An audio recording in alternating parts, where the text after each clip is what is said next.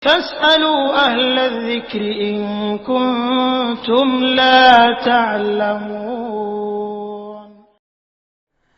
Bismillahirrahmanirrahim. Assalamualaikum warahmatullahi wabarakatuh. Alhamdulillah wassalatu wassalamu ala rasulillah wa ala alihi wa ashabihi wa mawalah ma ba'd. Alhamdulillah alladzi bi ni'matihi tatimmus shalihat. Pada kesempatan hari ini Allah memberikan kita banyak kemudahan dan kenikmatan, di antaranya bisa hadir di majelis ilmu untuk mengangkat kebodohan dari diri sendiri dan juga untuk mendalami agama ini dengan baik dan benar, di mana kita akan membahas lanjutan daripada kitab yang ditulis oleh Ustadzun Al-Fadil Yazid Ibn Abdul Qadir Jawas hafizahullah ta'ala, yaitu buku yang berjudul Mulia dengan Manhaj Salaf. Kita melanjutkan pembahasan yang ketiga.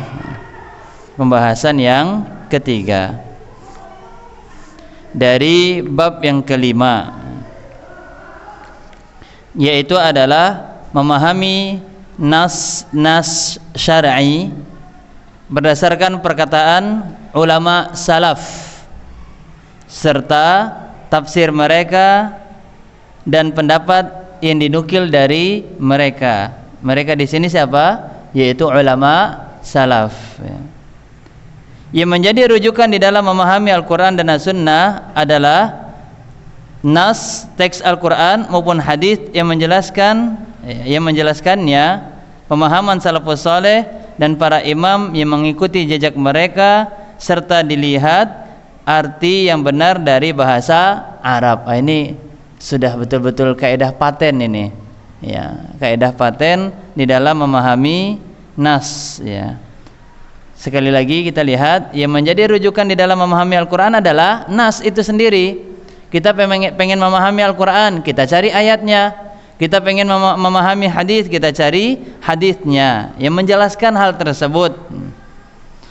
Pemahaman salafus saleh, dan ketika kita ingin memahaminya, hendaknya kita memahami dengan pemahaman salafus saleh dan para imam yang mengikuti jejak mereka, yaitu para ulama yang mengikuti pemahaman mereka, serta dilihat dari arti yang benar dari bahasa Arab. Nah, sekarang ini kan banyak orang yang memahami teks Arab tidak sesuai dengan terjemahan orang Arab. Wah, menurut bahasa siapa yang dipahami? Nah, ini dia, sehingga terjadilah tafsiran-tafsiran yang itu jauh daripada pemahamannya orang Arab. Orang Arab sendiri belum tentu memahami makna kalimat tersebut adalah apa yang dia pahami. Maka kalau kita ingin memahami lafaz bahasa Arab sehingga pemahaman yang baik dan benar, kembalilah kepada mu'jam, ya, kembali kepada kamus bahasa Arab yang memang menerangkan secara detail makna daripada kalimat yang kita ingin pahami, baik itu dari Al-Quran ataupun juga dari hadis Rasulullah sallallahu alaihi wasallam, ya. Karena contoh seperti kata din, kita memahami kata din itu hanya satu mungkin, yaitu adalah agama. Lakum dinukum waliyadin, raditu billahi rabba wa bil islami dina, atau innad dina indallahil islam wa may yabtaghi ghairal islami dina fala yuqbala minhu din. Kita banyak memahami hanya sebatas artinya adalah agama, tetapi ternyata makna din juga memiliki makna yang lain. Di dalam surat Al-Fatihah kita lihat maliki yaumiddin, ya, arti daripada ad-din di situ adalah bukan agama, yaitu adalah al-jaza, yaitu adalah balasan, yang maha memiliki hari pembalasan, ya, hari pembalasan. Maka sekarang ini tidak serta kita mutlak memahami dalam satu konteks dari segi bahasanya, tidak, tetapi ternyata bisa jadi dia memiliki makna yang lain, ya, bisa jadi dia memiliki makna yang lain, sehingga pahamilah makna-makna tersebut dari pertama berdasarkan perkataan ulama salaf. Bagaimana perkataan ulama salaf di dalam memahami nas tersebut? di dalam memahami konteks dalil tersebut, baik itu dari Al-Qur'an ataupun juga dari hadis Rasulullah sallallahu alaihi wasallam. Begitupun juga ditinjau dari segi bahasa Arab ya.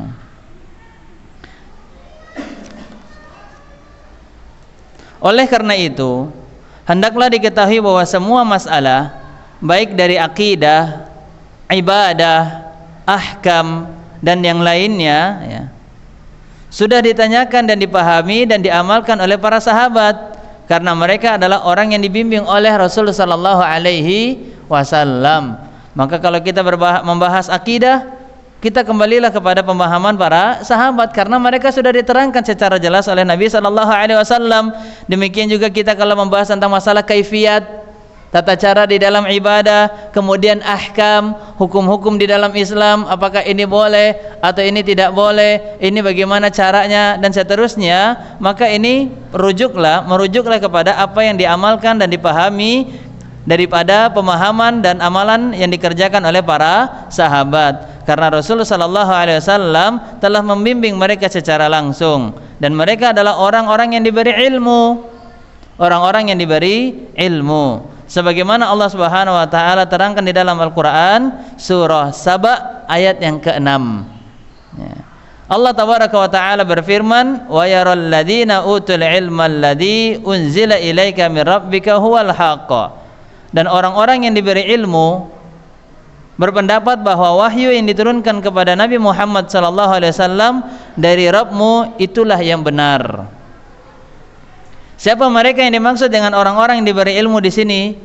Yaitu adalah generasi para sahabat. Mereka para sahabat adalah generasi orang yang diberi ilmu, kemudian mereka menyatakan bahwasanya wahyu yang diturunkan kepada Nabi Muhammad SAW adalah merupakan al-haqq, yaitu adalah kebenaran. Jadi apa yang diturunkan kepada Nabi merupakan kebenaran, dan mereka yang menyatakan ini adalah siapa? Para sahabat, karena mereka berilmu, mereka tahu apa yang diturunkan oleh Nabi kepada Nabi sallallahu alaihi wasallam bukanlah sebuah yang diragukan atau sebuah kesesatan, tetapi adalah merupakan kebenaran ya.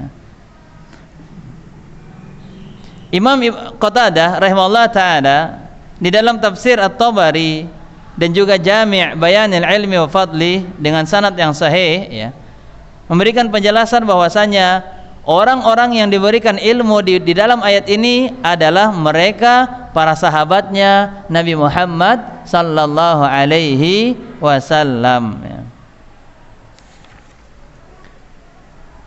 Maka kita cukupkan sedikit hanya sekedar penjelasan dari poin yang ketiga ini, yaitu kita dapat kesimpulan bahwasanya pahamilah agama ini sesuai dengan nas yang ada. Pahami agama ini sesuai dengan nas yang ada, baik itu penjelasan yang ada dari Al-Qur'an atau yang ada dari hadis Rasulullah sallallahu alaihi wasallam dengan pemahamannya para sahabat. Begitu juga ditinjau dari segi pemahaman dari bahasa Arab. Ya, jadi kalau kita pengen mencari pemahaman, maka carilah pemahaman dari dua cara. Pertama dari pemahamannya para sahabat, kemudian yang kedua dari pemahaman secara bahasa dari bahasa Arab. Kira-kira bahasa Arab memahaminya apa? Ya, kira-kira dari segi makna ini dia punya makna yang tepat yang mana? Karena bisa jadi satu ucapan itu memiliki banyak makna. Ya, dari satu kata memiliki banyak makna, sehingga tidak semua makna itu bisa ditempatkan dengan tepat sesuai dengan pemahaman kita, kecuali setelah kita telaah menurut daripada penjelasan para sahabatnya Rasulullah sallallahu alaihi wasallam ya. Ya, contoh seperti kata makan aja dalam bahasa Indonesia bisa bermakna beragam. Ya, makan. Ya, makan janji-janji. Apakah janji-janji itu termaksud dia betul-betul dimasukkan ke mulut? Tidak. Ya, itu padahal kata makan itu bisa memiliki makna yang berbeda. Kata suap, apakah semua kata suap itu adalah mesti makanan yang bisa disuapin ke mulut? Contoh uang. Ya suap aja tuh pakai uang. Ya apakah uang itu bisa dimakan dengan realitas seperti makanan kita yang kita masukkan ke dalam mulut? Maka jawabannya tidak. Ya, dalam bahasa Indonesia saja memiliki makna yang beragam, yang berbeda, walaupun ucapannya sama, lafadznya sama, tetapi bisa jadi makna daripada kalimat atau ucapan tersebut berbeda. Hasabas siyaq. Kalau kata orang Arab, hasabas siyaq. Tergantung daripada tujuan atau dia menyusun kalimat tersebut. Naam. Maka ini sederhana penjelasan daripada poin yang ketiga. Yang keempat, ya, kita langsung yang keempat.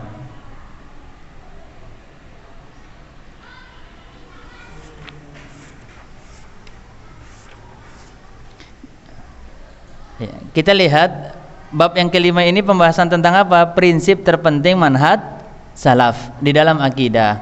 Berarti poin yang keempat tadi apa? Prinsip penting di dalam manhaj salaf mengenai masalah akidah, yaitu memahami pembahasan akidah sesuai dengan redaksi atau ayat atau hadis dan pemahamannya para sahabat serta ditinjau dari bahasa Arab. Itu poin yang ketiga. Poin yang keempat, prinsip terpenting manhaj salaf di dalam akidah adalah menerima wahyu sepenuhnya dan mempergunakan akal menurut fungsi yang sebenarnya. Menggunakan akal. Jadi akal ini juga termaksud daripada alat yang digunakan untuk menimbang, ya. Tetapi menimbang sesuai dengan yang sebenarnya, serta tidak melampaui batas dalam perkara-perkara gaib yang tidak dapat dinalar oleh akal, ya.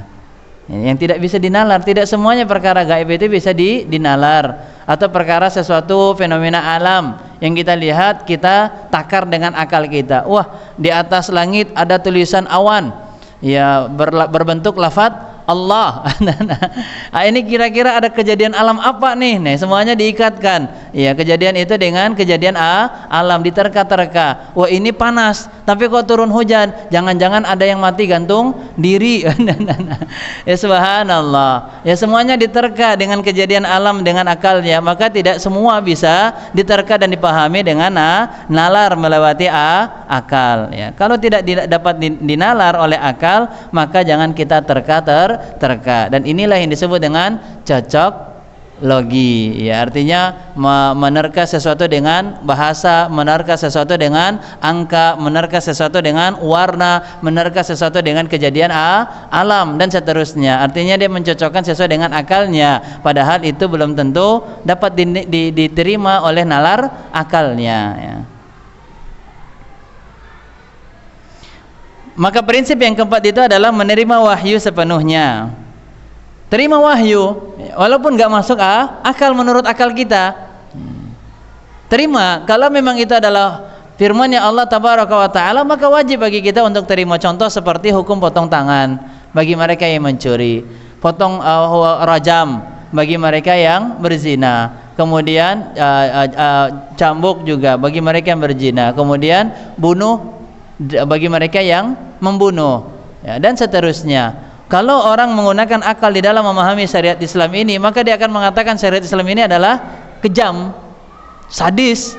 Wah, dibunuh, wah, dipotong tangan orang, kasihan. Buat apa kalau Allah menciptakan tangan ujung-ujungnya dipotong tangannya?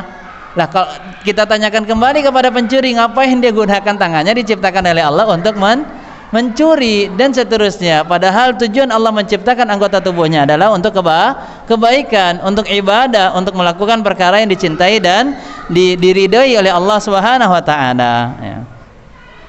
Maka kalau orang menerima wahyu itu dengan selalu memikirkan dengan akalnya atau dengan menggunakan akalnya, maka dia tidak akan bisa menerima secara keseluruhan wahyu yang diturunkan oleh Allah Subhanahu wa Ta'ala. Ya, contoh seperti ada yang menghalalkan LGBT, alasannya apa? Selama tidak melakukan tindak kekerasan, ya, tindak kekerasan, tidak menyakiti pasangannya walaupun sejenis.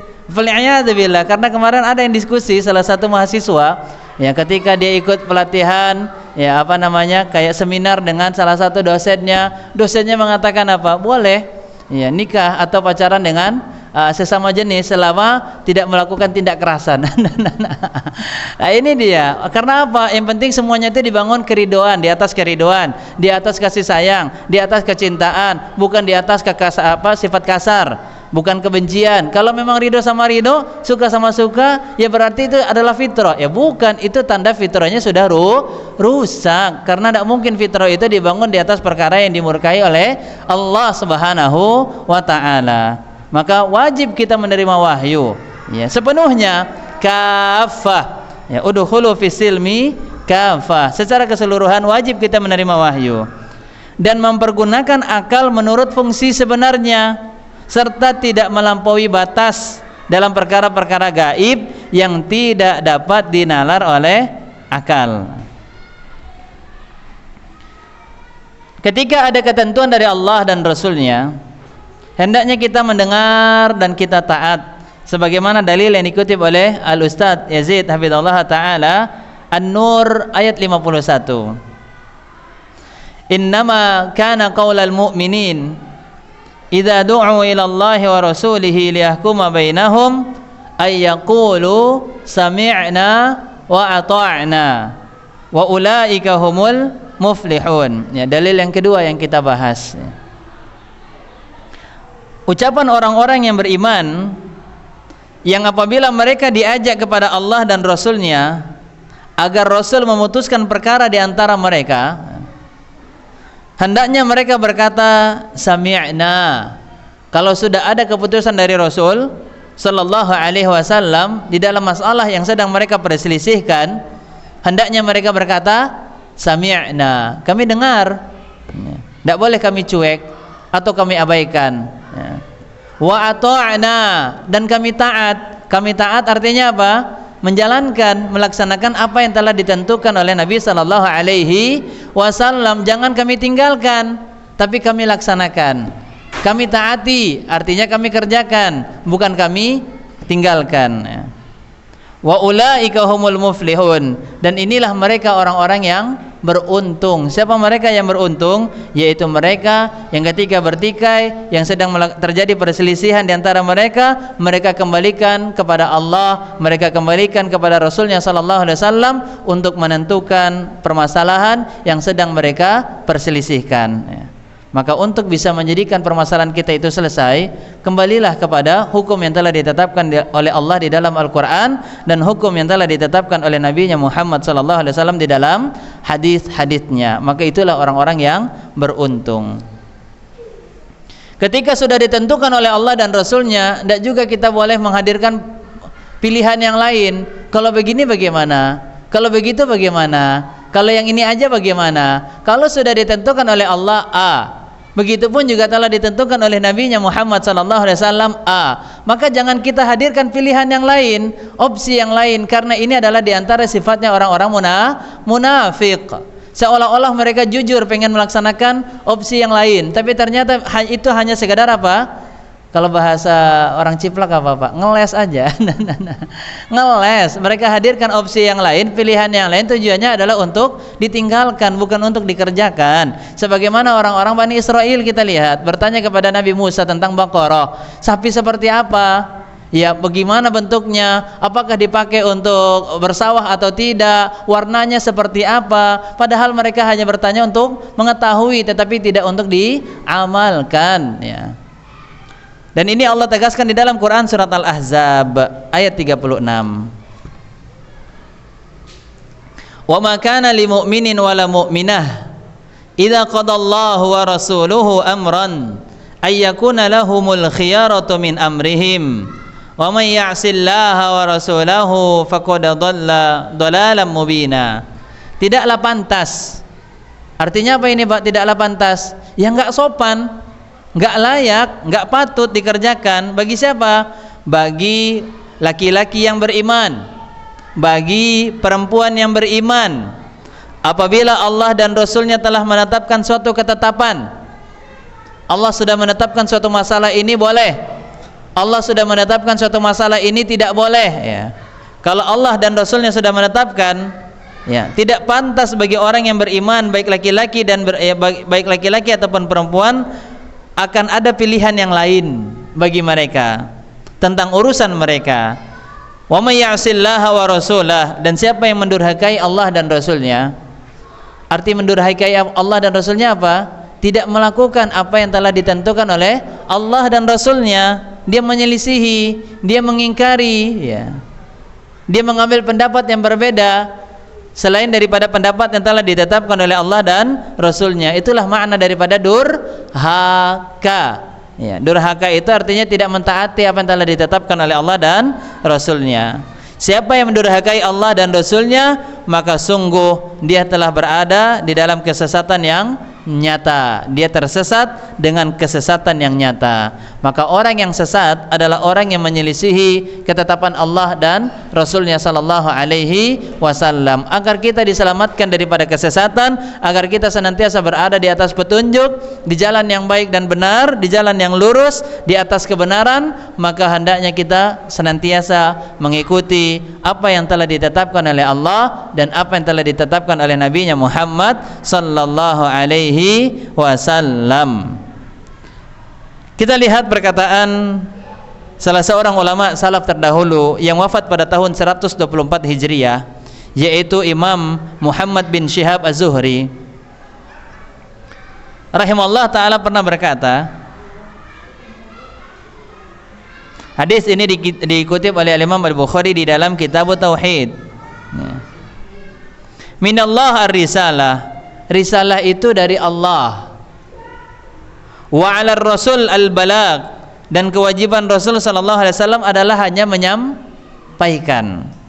Wa 'alaina taslim, dan kewajiban bagi kita itu adalah hanyalah taslim. Apa arti daripada taslim? Yaitu tunduk, patuh, menerima dengan sukarela, dengan sepenuh hati, ya. Ini namanya taslim. Taslim itu betul-betul menyerahkan segala urusan sesuai dengan apa yang telah ditetapkan oleh Allah dan Rasulnya sallallahu alaihi wasallam. Ini perkataan yang menjadi kaidah yang luar biasa bagi kita, ya. Jadi ketentuan Allah, ketentuan itu hanya datang dari Allah. Nabi hanya sekedar menyampaikan, dan kita umatnya Nabi dan hambanya Allah tabaraka wa ta'ala adalah taslim, yaitu tunduk dan menerima dengan suka hati, ya, dengan sukarela, dengan sukacita, ya, menerima dengan penuh keridhaan dari apa yang telah disampaikan oleh Nabi Muhammad sallallahu alaihi wasallam.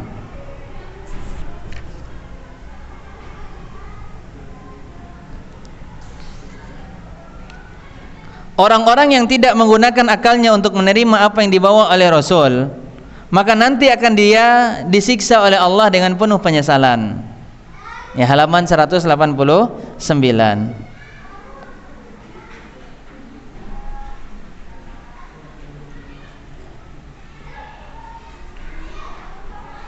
Orang yang tidak menggunakan akalnya untuk menerima apa yang dibawa oleh Rasul, maka nanti dia akan disiksa dengan penuh penyesalan. Allah tabaraka wa ta'ala tegaskan demikian di dalam Quran surat Al-Mulk ayat yang ke-10.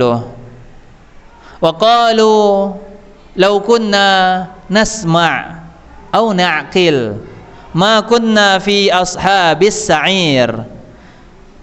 Dan mereka berkata, itu orang-orang kafir, mereka berkata, sekiranya andai kata dahulu kami mendengarkan apa yang disampaikan oleh Nabi sallallahu alaihi wasallam, tentu di saat ini, ya, kita memahami ayat ini seperti apa mendengarkan ayat Allah, mendengarkan sabda Nabi sallallahu alaihi wasallam. Sekiranya kita mendengarkan peringatan dari Allah yang ada di dalam Al-Qur'an ataupun peringatan dari Nabi sallallahu alaihi wasallam yang ada di dalam hadisnya, ya. Au na'qil, dan kami gunakan akal ini, ya, untuk memikirkan dan merenung daripada firman Allah dan sabda Nabi-Nya sallallahu alaihi wasallam, ya. Ma kunna fi ashabis sa'ir, tentu kami tidak akan termaksud daripada penghuni as-sa'ir. As-sa'ir yaitu adalah salah satu daripada nama neraka, yaitu neraka yang sedang dinyalakan oleh Allah Subhanahu wa taala apinya, yaitu neraka yang nyala-nyala. Maka dari ayat ini jelas memberikan penjelasan kepada kita Pendengaran yang kita diberikan oleh Allah sebagai nikmat untuk mendengar, gunakanlah untuk merenungi ya, peringatan yang Allah berikan di dalam Al-Quran, dan gunakanlah telinga kita untuk mendengarkan peringatan yang disampaikan oleh Nabi di dalam hadisnya.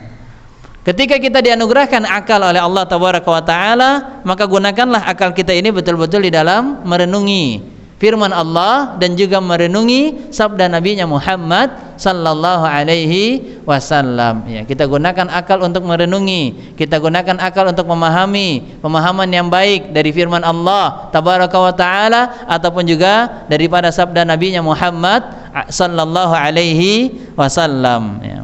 Maka gunakanlah akal kita itu bukan untuk mengikuti hawa nafsu atau untuk menyelisihi firman Allah dan sabda Nabi-Nya sallallahu alaihi wasallam, tidak, tetapi gunakanlah akal ini dengan semestinya, yaitu untuk betul-betul memahami ayat Al-Qur'an dengan pemahaman yang baik dan juga memahami sabda Nabi sallallahu alaihi wasallam dengan pemahaman yang baik. Ya, pemahaman yang baik tadi sudah kita terangkan, yaitu pemahaman yang telah diterangkan oleh para sahabat, kemudian juga pemahaman yang sesuai dengan penjelasan di dalam bahasa Arab. Ya, jadi bahasa Arab itu diantara wasilah untuk memahamkan kita agar kita betul-betul bisa memahami pemahaman dari ayat ataupun hadis dengan pemahaman yang baik. Ya. Selanjutnya,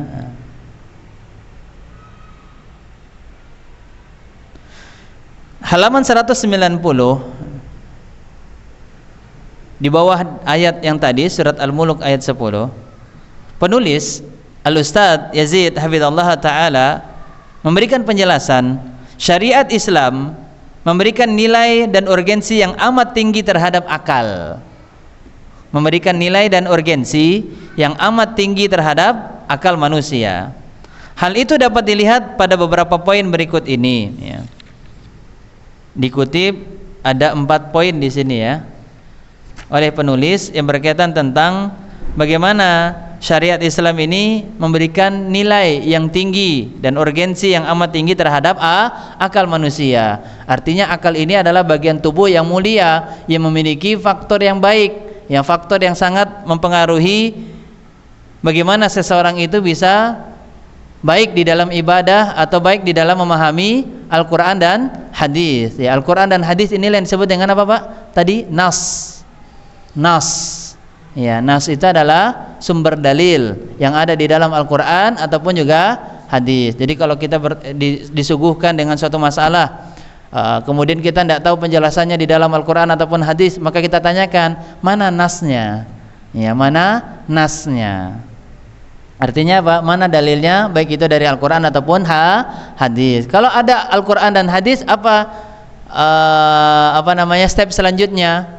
Mana penjelasan daripada ulama salafus soleh dari para sahabat ya. Kemudian yang kedua ya, kalau kita rancu di dalam bahasa yang digunakan, maka kita lihat penjelasan dari segi bahasa Arabnya, apakah sudah seperti ini benar pemahaman daripada orang-orang Arab. Maka tentu ini memberikan nasihat kepada kita untuk terus belajar bahasa Arab, karena tentu kita bisa memahami bahasa Arab yaitu dengan kita sudah belajar juga bahasa Arab. Ya, kita memahami bahasa Arab itu bukan dari terjemahan bahasa Arab ke Indonesia, tidak, tapi dari bahasa Arab ke Arab, dari Arab ke Arab. Ya, bukan dari Arab ke Betawi atau dari Arab ke Jawa, tidak, tapi dari Arab ke Arab. Sudah banyak ada kamus atau mu'jam, kamus-kamus bahasa Arab yang itu penjelasannya dari Arab ke Arab. Ya, di antaranya adalah mu'jam wasit. Ini termasuk daripada mu'jam yang digunakan untuk memahami ayat Al-Quran ataupun hadis-hadis Rasulullah SAW sesuai dengan ucapan orang-orang Arab. Atau ada lagi mu'jam yang sangat besar dan tebal, yaitu namanya adalah lisanul Arab. Lisanul Arab ini tebal sekali, lebih daripada 20 jilid. Ya, kamus atau mu'jam. Ya, mu'jam yang komus atau mu'jam, yaitu adalah kamus yang digunakan untuk memahami lafaz orang Arab. Naam. Yang pertama, Allah hanya menyampaikan kalamnya kepada orang yang berakal, karena hanya mereka yang dapat memahami agama dan syariat Islam, sebagaimana di dalam Quran surat Shad ayat 43, wa dzikra liulil albab, sebagai peringatan bagi orang-orang yang mempunyai akal. Jadi Al-Quran ini diturunkan oleh Allah sebagai peringatan bagi orang-orang yang punya akal. Yang kedua, akal merupakan syarat yang harus ada dalam diri manusia untuk menerima taklif, yaitu pembebanan hukum syariat Islam. Kalau dia tidak punya akal alias gila, maka dia tidak termaksud daripada golongan yang ditaklif atau mukallaf, yang dibebankan hukum syariat Islam. Artinya tidak wajib dia sholat, tidak wajib dia berpuasa, karena dia tidak punya akal alias gila. Apakah setiap orang yang stres itu gila? Belum. Tapi apakah orang gila itu semuanya pasti stres? Iya.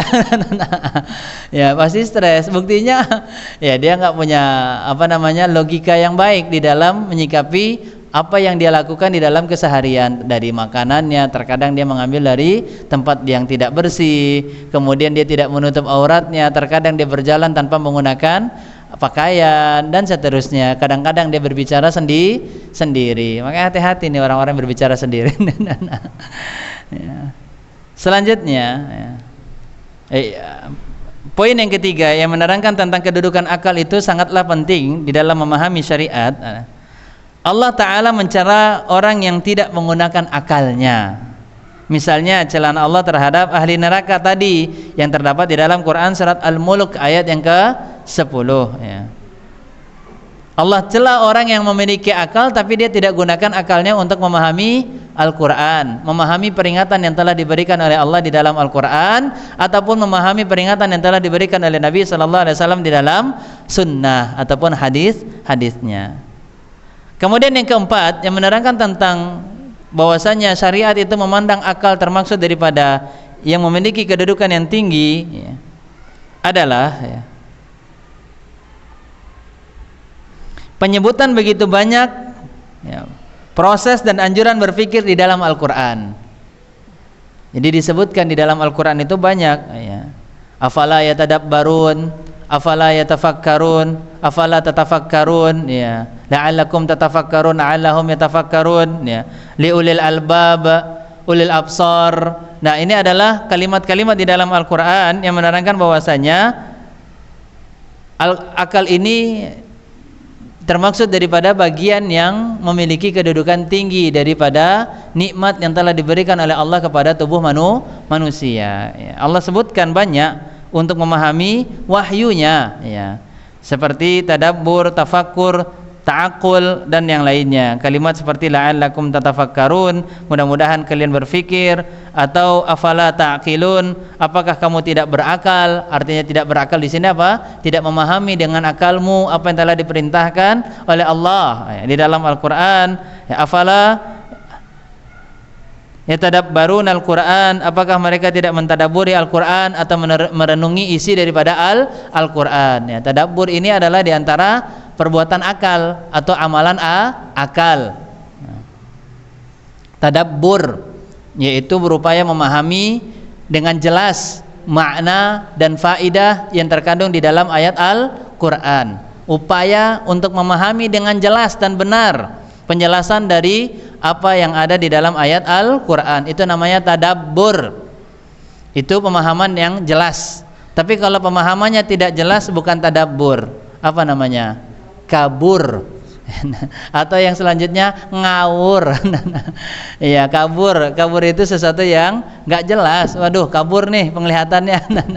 Artinya apa? Sesuatu itu tidak jelas atau ngawur. Iya, pemahamannya itu jauh daripada sesuai apa yang diterangkan atau yang diinginkan oleh Allah Tabaraka wa Ta'ala di dalam Al-Qur'an.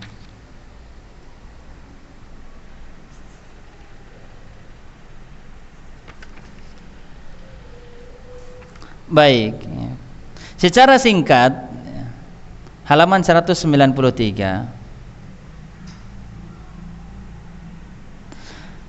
secara ringkas dan singkat pandangan ahlu sunnah tentang fungsi dan penggunaan akal diantaranya sebagai berikut.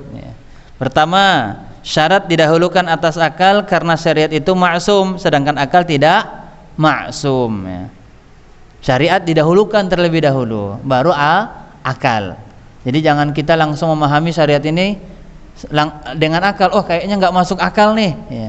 Kayaknya nggak masuk akal. Contoh seperti Isra dan Mi'rajnya Nabi Sallallahu Alaihi Wasallam, kisah Nabi Musa yang dengan menggunakan tongkat yang padahal tongkatnya hanya terbuat daripada kayu, tapi bisa membelah lautan dan seterusnya. Rasa-rasanya kalau dilihat daripada akal manusia betul-betul tidak bisa diterima kejadian tersebut, tetapi karena ini diterangkan di dalam syariat, ini terdapat di dalam wahyunya Allah Tabaraka wa Ta'ala, ini terdapat di dalam firman-Nya Allah, di dalam perkataan Allah yang ada di dalam Al-Quran, maka wajib kita terima, wajib kita dahulukan terlebih dahulu dari akal, ya. Karena syariat maksum, terjaga. Maksum itu artinya terjaga, ya. Syariat terjaga, adapun akal itu tidak terjaga. Yang kedua, akal mempunyai kemampuan mengenal dan memahami yang bersifat global, tidak yang bersifat detail, ya. Hanya bersifat global yang bisa dipahami dan dikenali oleh akal. Adapun yang perincian secara jelas dengan detail itu hanya ada di dalam syariat, yang ada di dalam Al-Quran ataupun hadis, ya. Yang ketiga, apa yang dibenarkan dari hukum-hukum akal pasti tidak bertentangan dengan syariat. Apa yang dibenarkan oleh akal itu tidak akan bertentangan dengan syariat, tetapi tidak sebaliknya. Apa yang ditolak oleh akal belum tentu itu bertentangan dengan syariat. Apa yang diterima oleh akal pasti sesuai dengan syariat. Namun tidak sebaliknya. Jika itu adalah merupakan hal yang tidak diterima oleh akal, belum tentu yang tidak diterima oleh akal adalah yang tidak sesuai dengan hukum syariat. Kemudian selanjutnya, apa yang salah dari pemikiran akal adalah apa yang bertentangan dengan syariat, ya. Apa yang salah dari pemikiran akal adalah apa yang bertentangan dengan syariat, ya. Artinya sesuatu yang salah dari pemikiran akal adalah apa yang bertentangan dengan syariat. Bisa dipahami, Pak? Apa yang salah, ya, dari pemikiran akal, pemikiran akalnya memberikan penilaian itu salah, dan adalah apa yang bertentangan dengan syariat. Kalau ini akalnya betul-betul masih dalam keadaan baik, belum rusak, maka sesuatu yang kalau dia lihat dari segi ibadah contohnya, rasanya kok gak masuk akal. Kenapa kok orang membaca ini di tempat ini, melakukan ini di tempat itu? Dia pengen mencari jodoh, tapi dia harus bersemedi di gunung. Walaupun dia bersemedi di sana sholat, walaupun dia bersemedi di sana yang dilakukan ibadah, zikir. Emang ada orang yang bersemedi dia main HP? Nggak ada. Ya nanti kamu kalau bersemedi, jangan lupa bawa kartu yang ada kuotanya, ya. Nggak ada. Pasti ibadah-ibadah yang akan disarankan oleh para dukun. Sholat sekian berapa rakaat, zikir sekian berapa bacaan, ya. Puasa sekian berapa hari, gitu ya. Tetapi rasanya ini kok bertentangan dengan akal kita, maka bisa jadi itu juga bertentangan dengan syariat, ya. Bisa jadi itu bertentangan dengan syariat jika memang akalnya itu masih dalam keadaan baik, senantiasa akalnya itu patuh dan tunduk di dalam syariat Islam, maka tentu akalnya ini akan memudahkan dia untuk apa? Bisa menilai apakah ini adalah sesuatu yang baik sesuai dengan syariat atau sesuatu yang dapat menyelisihi hukum syariat. Maka dari sini kita juga mendapatkan pelajaran bahwasanya hal yang tidak diterima oleh akal bisa jadi itu bertentangan dengan syariat, tetapi tidak semuanya, semuanya. Kemudian dari sini juga kita mendapatkan pelajaran hendaknya kita menjaga akan sehat dan jernihnya akal kita, yaitu apa? Berupaya akal kita ini tunduk dengan hukum syariat, bukan dengan hawa nafsu sesaat. Ya, terkadang akal kita ini selalu mengikuti hawa nafsu. Innan nafsa la ammaratum bisu, karena jiwa kita ini kebanyakan mengarahkan kita melakukan keburukan. Ya, hawa nafsu, yang namanya hawa nafsu senantiasa membawa pemiliknya kepada apa? Perkara yang buruk. maka kalau jiwa dan hawa nafsu senantiasa dibawa kepada yang buruk, lambat laun akal yang tadi baik dan sehat menjadi sakit dan rusak. Maka jagalah ya kesehatan akal dengan senantiasa taslim, tunduk dan patuh terhadap hukum syariat Islam, bukan mengikuti hawa nafsu yang hanya sesaat. Yang kelima,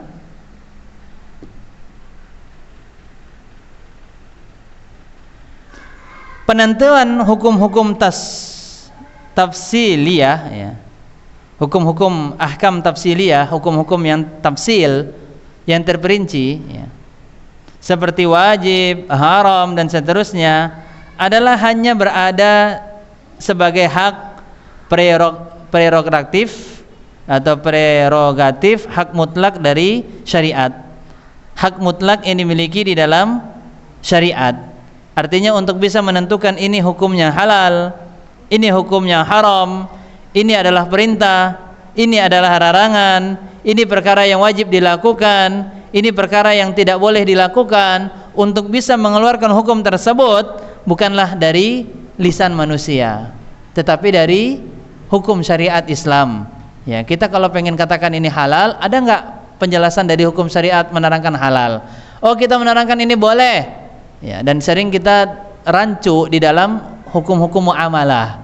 Hukum-hukum muamalah, apalagi muamalah kontemporer yang saat ini yang banyak bercampur antara perkara yang jelas dan yang tidak jelas, sehingga ujungnya nanti menjadi perkara yang syubhat, perkara yang samar-samar. Maka perkara samar-samar ini bisa dihilangkan atau tidak? Bisa. Bagaimana caranya? Dengan terus belajar bil ilmi. Ya, dengan ilmu maka perkara yang samar-samar itu mulai jelas, mulai tampak jelas apakah dia halal atau haram. Dengan ilmu, baik dengan belajar secara langsung ilmu tersebut di majelis ilmu, atau yang kedua bertanya kepada ahlul ilmi. Ya, mempelajari dengan ilmu itu ada dua cara. Pertama, belajar. Yang kedua, bertanya. Fas'alu ahlal dzikri in kuntum la ta'lamun. Di beberapa surat Allah Subhanahu wa taala mengulang beberapa kali ayat tersebut. Allah Subhanahu wa taala mengatakan fas'alu ahlal dzikri in kuntum la ta'lamun. Bertanyalah kepada mereka yang berilmu. Yang berilmu, kita bertanya tentang agama, berarti ilmu orang-orang yang memahami ilmu agama lah, kepada mereka kita bertanya. Jangan bukan kepada selain orang-orang yang memahami ilmu agama yang kita tanyakan tentang agama. Ya, kalau kita tanyakan agama bukan kepada orang yang paham agama, maka itu namanya jaka sembung naik ojek ya. Nggak nyambung Jack.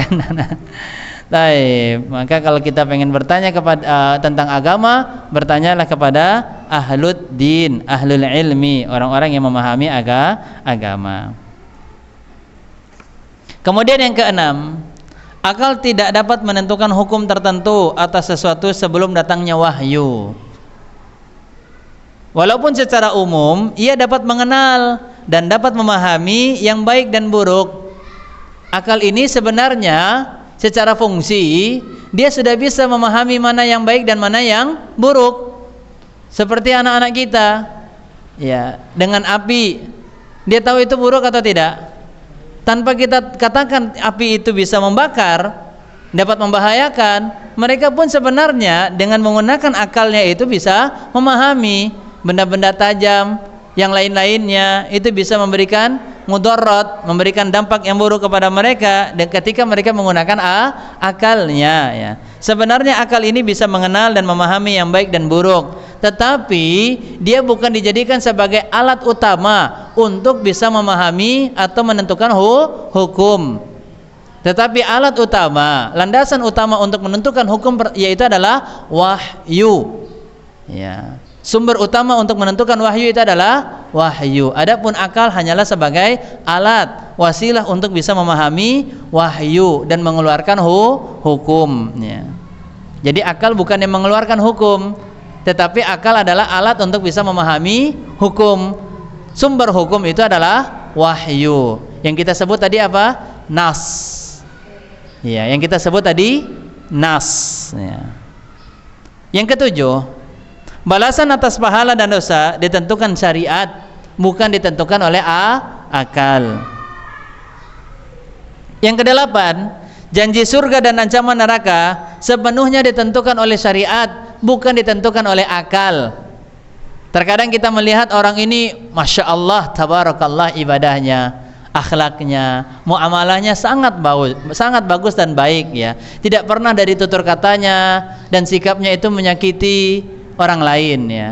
Dan dia meninggal pun juga dalam keadaan baik, dalam keadaan ibadah, mungkin dalam keadaan bacaan Al-Quran, dalam keadaan sholat, dalam keadaan melaksanakan ibadah seperti haji, umrah dan seterusnya. Tetapi bukan berarti ketika akal ini melihat orang tersebut mati dalam keadaan baik, kemudian akal ini langsung memberikan justifikasi, memvonis, memberikan penilaian dengan pasti bahwasanya orang tersebut yang mati dia pasti masuk ke dalam surga. Tidak. Kepastian seseorang bahwasanya dia dimasukkan ke dalam surga atau dia dimasukkan ke dalam neraka, kepastian tersebut hanya berada di tangan Allah Subhanahu wa taala atau ditentukan oleh syariat ya. Adapun kita hanya bisa memberikan penilaian secara zahir dalam bentuk doa. Ya, penilaian secara zahir dalam bentuk doa. Mudah-mudahan orang tersebut meninggal dalam keadaan husnul khotimah. Mudah-mudahan orang tersebut meninggal dalam keadaan baik ya. Tanpa kita harus kumpulkan orang kemudian minta mereka bersaksi. Ya, persaksikanlah bahwasanya yang meninggal ini adalah merupakan ahlul khair. Ya, kemudian semuanya yang kumpul teriak khair.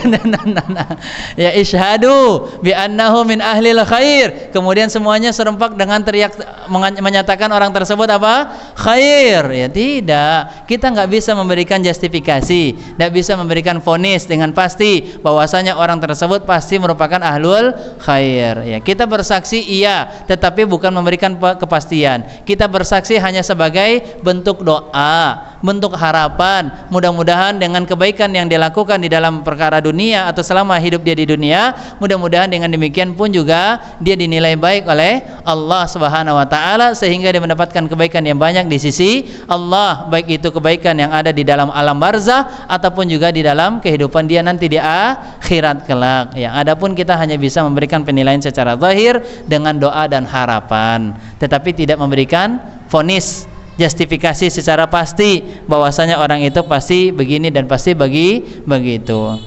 Ya, contoh kisah orang yang membunuh 100 orang. Ya, secara kasat mata manusia, orang ini penghuni neraka, wanita penzina. Ya, wanita penzina bukan hanya berzina, tapi memang penzina ini adalah dia jadikan sebagai kebiasaan dia, profesi dia, mencari uang ya. Tetapi secara mata manusia memandang pasti ini wanita ahli neraka, ahlun nar ya, karena dia penzina. Bukan hanya sekali dia berzina, tapi berkali-kali. Mungkin bisa jadi tidak lagi terhitung dengan tangannya dia sudah berapa kali berzina. Secara penglihatan mata manusia penghuni neraka, tetapi secara perhitungan Allah Tabaraka wa Ta'ala disebutkan di dalam hadis, ternyata wanita ini dia tidak dimasukkan ke dalam neraka karena ada satu amal kebaikan yang tidak diketahui oleh manusia, yang ternyata kebaikan tersebutlah yang menjadikan dia mudah mendapatkan rahmat Allah untuk dimasukkan ke dalam surga, yaitu dia memberikan satu teguk air kepada anjing yang sedang kehausan. Begitu juga dengan laki-laki yang membunuh 100 orang. Ternyata selesai dia membunuh 100 orang, dia hijrah, dia meninggalkan tempat dia banyak bermaksiat menuju tempat yang dimana dia pengen beribadah, bertaubat kepada Allah. Ternyata di pertengahan perjalanan dia diwafatkan oleh Allah Subhanahu wa taala. Dengan niat baik dia bertaubat dan ada niat baik untuk beramal soleh, merubah keadaannya, maka dengan niat baik itulah dia mendapatkan apa? Rahmatnya Allah untuk dimasukkan ke dalam surganya Allah Subhanahu wa taala. Maka amalan niat itu adalah amalan hati, kita tidak ada satupun yang mengetahuinya ya, melainkan hanya pemiliknya. Dengan Allah lah yang tahu bagaimana keadaan hati dia di dalam beribadah dan beramal kepada Allah Subhanahu wa taala. Sehingga dari sini pun juga kita mendapatkan pelajaran, teruslah perbaiki kualitas amalan hati kita agar kita ikhlas di dalam ibadah karena Allah Subhanahu wa taala. Kemudian yang ke-9, tidak ada kewajiban tertentu terhadap Allah Ta'ala yang ditentukan oleh akal kita kepadanya, karena Allah mengatakan tentang dirinya fa'alul lima yurid. Paham tidak Pak? Tidak ada kewajiban tertentu terhadap Allah Ta'ala yang ditentukan oleh akal kita, kepada Allah. Silahkan Pak, yang paham dengan pemahamannya mungkin bisa memberikan contoh seperti apa. Anak kasih hadiah Pak, kopi. Ya. Anak kasih hadiah buku Pak. Poin yang ke-9 ini, tidak ada kewajiban tertentu terhadap Allah Ta'ala yang ditentukan oleh akal kita kepada Allah.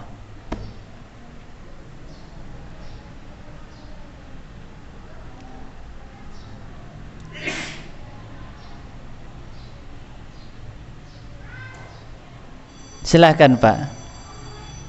Banyak sekali contohnya ini.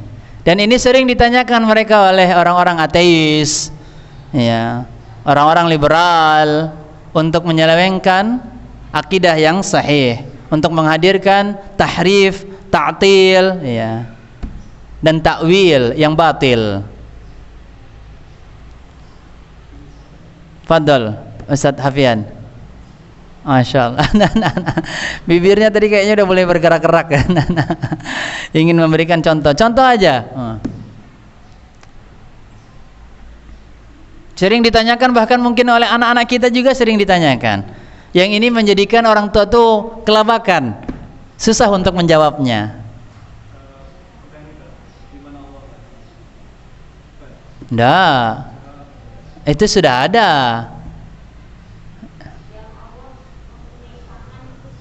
Bukan, yang lain.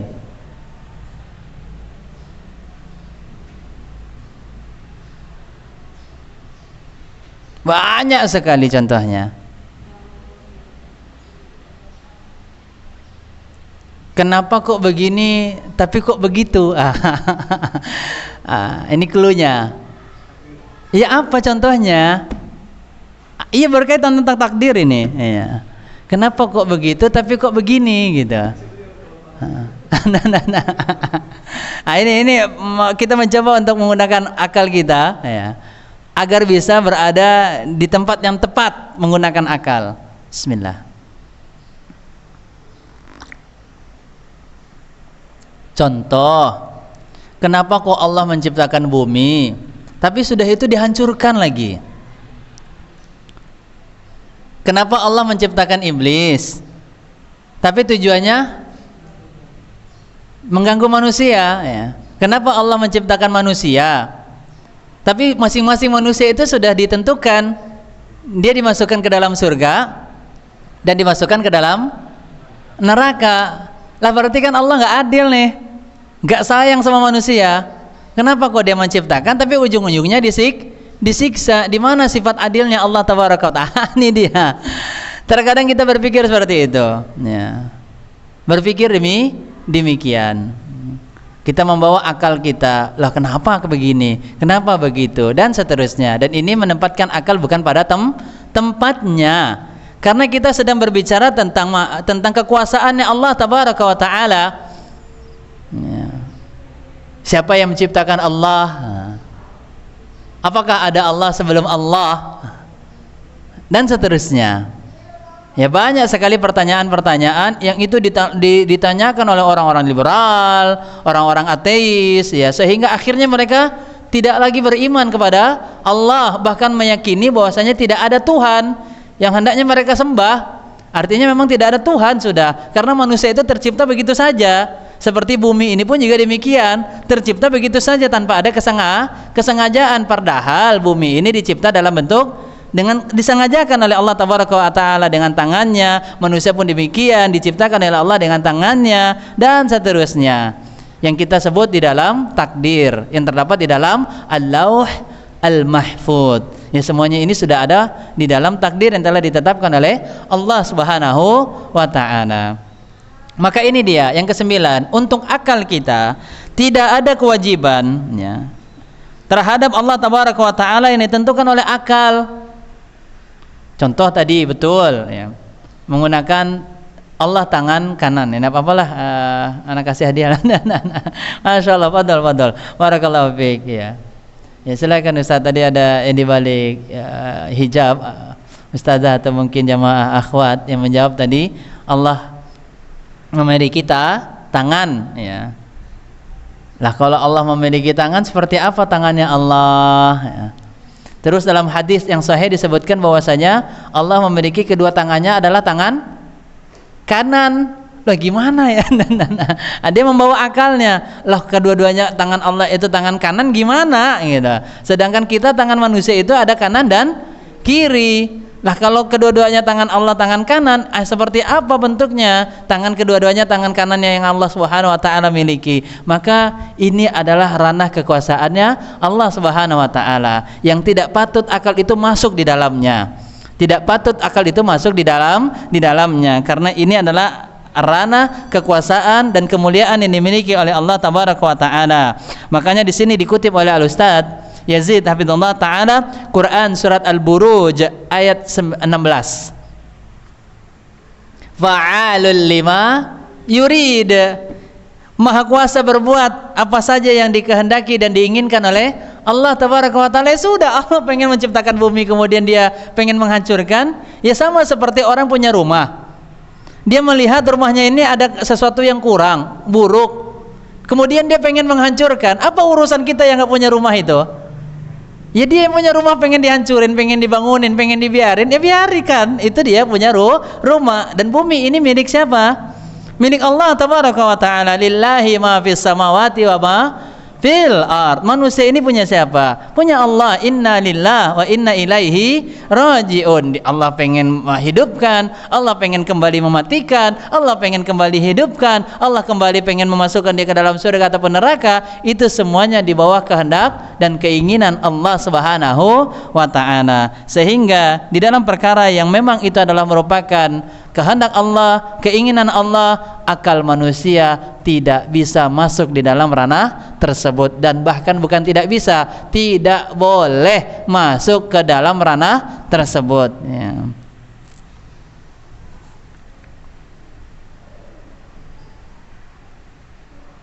Adapun hadis yang menerangkan bahwasanya, nah ini dia, ada hadis yang batil dikutip di dalam halaman yang ke-195 di footnote di catatan kaki bukunya.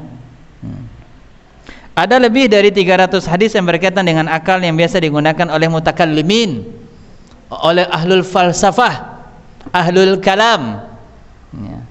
Namun semuanya hadis ini adalah merupakan hadis palsu, hadis batil, hadis batil. Sebagaimana di antara dalilnya mereka menggunakan hadis ad-din huwal akal. Agama itu adalah akal. Wa man la dina lahu la aqla lahu ya. Tidak ada agama bagi orang yang tidak memiliki akal.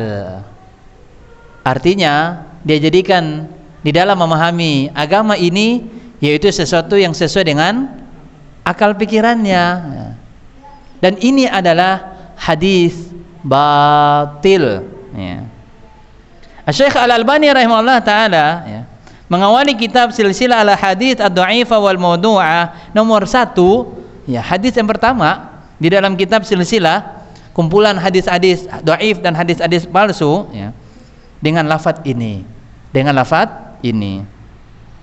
Bahkan Ibnul Qayyim rahimahullah taala mengatakan seluruh hadis tentang akal adalah dusta, kadzab, yaitu sesuatu yang dusta. Ini dikutip di dalam kitab Manarul Munif fi Sahih wad Dhaif ya. Manarul Munif fi Sahih wad Dhaif, halaman 66 nomor 120 ya, 120. Tahqiq Abdul Fattah Abu Quddah ya. Maka dari sini kita dapat menyimpulkan bahwasanya sesuatu itu harus sesuai dengan akal di dalam memahami syariat. Ini adalah sesuatu landasan yang batil ya. Dia bisa menentukan memang atau bukan menentukan, menelaah mana yang baik dan mana yang buruk, tetapi bukan berarti hasil telaah daripada akal ini dijadikan sebagai landasan mutlak atau acuan yang mutlak di dalam menentukan kebenaran dan kebatilan. Tidak, tetapi di dalam menentukan kebatilan dan kebenaran semuanya harus merujuk kepada wahyu yang kita sebut tadi nas, baik itu yang bersumber di dalam Al-Quran ataupun hadis Rasulullah sallallahu alaihi wasallam. Dan pembahasan yang terakhir yang kita bahas daripada bab yang kelima yaitu adalah menggabungkan semua dalil yang ada dalam satu permasalahan. Menggabungkan semua dalil yang ada dalam satu permasalahan. Sekali lagi, ini pembahasan tentang apa, Pak? Ibu sekalian, para penuntut ilmu, prinsip terpenting manhaj salaf di dalam akidah. Jadi kalau kita pengen memahami suatu masalah, apalagi itu di dalam perkara akidah, maka prinsip salaf adalah menggabungkan semua dalil, baik itu yang berada di dalam Al-Quran atau juga yang berada di dalam hadis Rasulullah SAW, menjadi satu permasalahan. Ya, jadi kumpulkan yang sama permasalahannya, kumpulkan, baru nanti kita mulai paham. Jangan hanya satu-satu potongan hadis saja. Contoh seperti dari hadis isbal, ya, hadis menggunakan pakaian untuk laki-laki di bawah mata kaki. Kalau dia hanya memahami satu hadis, maka dia akan mengatakan, oh Ustadz, ini kan hadisnya bagi mereka yang sombong, ya, dan seterusnya. Banyak nanti dalil-dalilnya. Kemudian dalil-dalil yang lain menerangkan, oh enggak, ada dalil yang sifatnya juga terus berulang-ulang tanpa menyatakan kata sombong. Kemudian ketika kita memahami kata sombong itu seperti apa, nah ini dia, kata sombong pun juga kita harus pahami dari bahasa Arab. Nah, seperti apa makna sombong di dalam hadis yang berkaitan bagi orang yang menggunakan pakaian di bawah mata kaki dan seterusnya. Ya, artinya kalau ada suatu masalah yang kita sedang diskusikan, yang kita sedang terjadi perselisihan, perdebatan, pertikaian, maka kumpulkan hadisnya, kumpulkan ayatnya, sehingga nanti kita di situ dapat memahami. Kalau ternyata ada seolah-olah hadisnya itu ta'arud, apa itu ta'arud? Ta'arud pakai dha terakhirnya, bukan pakai fa. Kalau pakai fa itu ta'aruf. Itu saling berkenalan. Tujuannya untuk bisa berkenalan, hanya sekedar persahabatan atau perkenalan untuk masuk kepada jenjang selanjutnya, yaitu pernikahan. Itu namanya ta'aruf. Ini ta'arud, kontradiktif, saling berlawanan. Seolah-olah ada lafadznya itu yang berlawanan. Maka kita di situ nanti akan mengkaji lebih luas dan lebih detail masalah dalil yang seolah-olah terjadi ta'arud. Ta'arud itu apa tadi? Sesuatu seolah-olah bertolak belakang, ya, berlawanan maknanya, hukumnya. Contoh seperti Nabi SAW mengatakan, la yasrabanna ahadukum qa'ima, janganlah kalian minum dalam keadaan berdiri. Tetapi dalam perbuatan Nabi SAW, pernah Nabi SAW minum dalam keadaan berdiri. Lihat ucapan Nabi dengan perbuatannya seolah-olah kontra, yaitu berlawanan. Nah, bagaimana kita memahaminya? Nah, nanti kita kumpulkan dalil-dalilnya, sehingga nanti di situ kita dapatkan hukum bahwasanya boleh kita minum dalam keadaan berdiri, namun lebih utamanya kita minum dalam keadaan duduk dan seterusnya, ya. Boleh kita menggunakan pakaian yang tiba-tiba di bawah mata kaki, seperti Abu Bakar As-Siddiq radhiyallahu ta'ala anhu, ketika beliau memang pakaiannya itu melorot, karena memang pinggulnya Abu Bakar As-Siddiq radhiyallahu ta'ala anhu ini adalah pinggul yang kecil, sehingga ketika beliau berupaya menaikkan pakaiannya, sarungnya, tapi selalu ketika beliau menggunakan terus turun.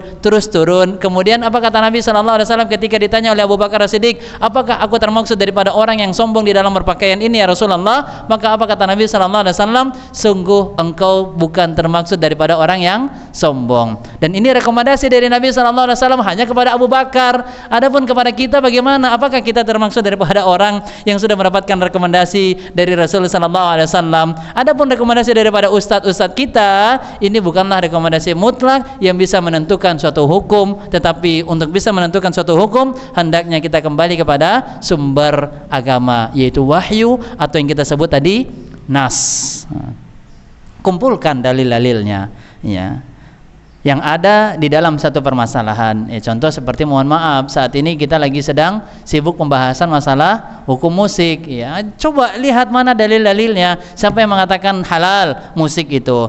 Apa pendapat dalilnya? Kita telaah. Kalau ternyata memang ada dalilnya, maka kita tidak boleh juga menafikan dalil tersebut. Tetapi kalau kita mengambil pendapat yang menyatakan musik itu haram, berarti kita yakini itu haram, tetapi bukan berarti kita menafikan pendapat yang lain. Nah, kalau kita sudah tahu landasan masing-masing dalam permasalahan tersebut ada dalilnya, itulah yang akan membuat kita apa? Insyirahus sadar. Kita mulai berlapang di dalam perselisihan, ya, di dalam perbedaan pendapat yang terjadi. Terkadang gara-gara kita tidak memahami suatu dalil, kemudian kita tidak berbeda pendapat orang lain dengan kita, akhirnya permasalahan tersebut yang harusnya ringan saja terjadi di antara mereka kaum muslimin, tetapi karena dia tidak memahami di dalam mengumpulkan suatu pendapat, di dalam memahami hadis ataupun dalil Al-Qur'an, akhirnya terjadi pertikaian yang sangat luar biasa. Contoh nanti yang akan terjadi kapan? Di dalam puasa Arafah nanti. Ada yang nanti puasa Arafahnya yang mengambil pendapat ikut wukuf kaum muslimin di Arafah. Ada juga yang nanti mereka mengambil puasa Arafah itu mengikuti dengan tanggal yang telah ditentukan oleh pemerintah dari tanggal Hijriah bulan Dzulhijjah tersebut. Maka lihat nanti bagaimana sikap di antara mereka yang berselisih. Ya, kalau mereka tahu dalilnya, maka perselisihan walaupun terjadi perbedaan, maka mereka akan saling lapang dada, enggak sampai gontok-gontokan, apalagi enggak mau sampai bersalaman. Nah, ini dia. Padahal permasalahan fikih yang di situ, kalau memang ternyata masing-masing punya rujukan dalil, yang terjadi perbedaan pendapat, maka tasamuh, kita saling menerima perbedaan tersebut. Naam.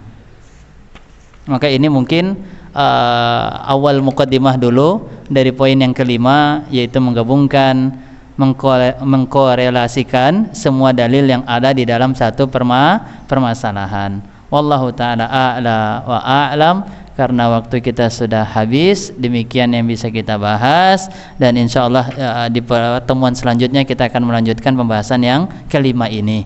Ya, pembahasan yang kelima ini itu sebagai contoh-contoh saja, sedikit penjelasan, semoga bisa dipahami dari poin yang kelima, menggabungkan atau mengkorelasikan semua dalil yang ada di dalam satu permasalahan. Demikian, semoga Allah Subhanahu wa taala senantiasa memudahkan kita untuk istiqomah di atas manhaj salaf, istiqomah di atas ketaatan, istiqomah di atas sunnah-sunnah Rasul sallallahu alaihi wasallam.